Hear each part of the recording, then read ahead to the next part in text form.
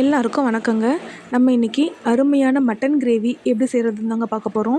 நான் ஒரு 10-15 சின்ன வெங்காயத்தை தோல் உரித்து எடுத்து வச்சுருக்கேன். அது மிக்ஸி ஜாரில் சேர்த்துக்கலாங்க. ஒரு 20 பல்லு பூண்டு, ஒரு பெரிய துண்டு இஞ்சி அதையும் சேர்த்துக்கலாம். ஒரு 3 பழுத்த தக்காளியை கட் பண்ணி சேர்த்துக்கலாங்க. கூடவே 1 டீஸ்பூன் சோம்பு, 2 டீஸ்பூன் சீரகம், 1 டீஸ்பூன் மிளகு, தேவையான ஸ்பைசஸ், கூடவே ஒரு 4 முந்திரி, ஒரு கொத்து கருவேப்பிலை, ஒரு கைப்பிடி கொத்தமல்லி எல்லாத்தையும் சேர்த்து நல்லா மைய அரைச்சி எடுத்துக்கலாங்க. இப்போ ஒரு குக்கரில் ஒரு 3 டேபிள் ஸ்பூன் எண்ணெய் விட்டுக்கலாம். ஒரு பட்டை, ஒரு லவங்கம், ஒரு கிராம்பு, ஒரு இலை சேர்த்து ஒரு பெரிய வெங்காயத்தை நீளமாக கட் பண்ணி வச்சுருக்கேங்க. அதையும் சேர்த்து வெங்காயத்தை நல்லா வதக்கிக்கலாம். வெங்காயம் இந்தளவு நல்லா வதங்கி வந்ததும் நம்ம அரைச்சி வச்சுருக்கிற மசாலாவை சேர்த்துக்கலாங்க.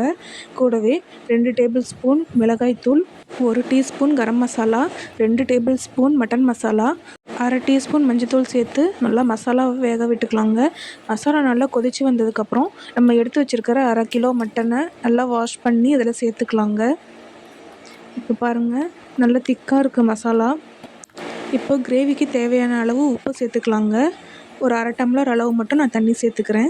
இப்போ கிரேவி நல்லா கொதித்து வந்ததுக்கப்புறம் குக்கர் மூடி போட்டு ஒரு 6 விசில் அளவுக்கு வர அளவு வேக வச்சு எடுத்துக்கலாங்க. இப்போ பார்த்திங்கன்னா நல்லா கறி பூ போல் நல்லா வெந்து வந்திருக்குங்க. உங்களுக்கு சப்போஸ் கறி வேகலைன்னா இன்னும் 2-3 விசில் எக்ஸ்ட்ரா விட்டு எடுத்துக்கோங்க. இப்போ பாருங்கள், கிரேவி நல்லா திக்காக ரெடியாகி வந்துருச்சு. பாருங்கள், கறி எந்த அளவுக்கு நல்லா சாஃப்டாக வெந்து வந்திருக்குன்னு.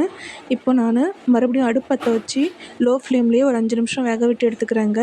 நல்லா எண்ணெய் பிரிஞ்சு வந்துருச்சு. கொஞ்சமாக கொத்தமல்லி இலை தூவி இறக்குனிங்கன்னா ஒரு அருமையான கமன்னு சாஃப்டாக சுவையாக இருக்கக்கூடிய மட்டன் கிரேவி ரெடி ஆகிடுச்சுங்க.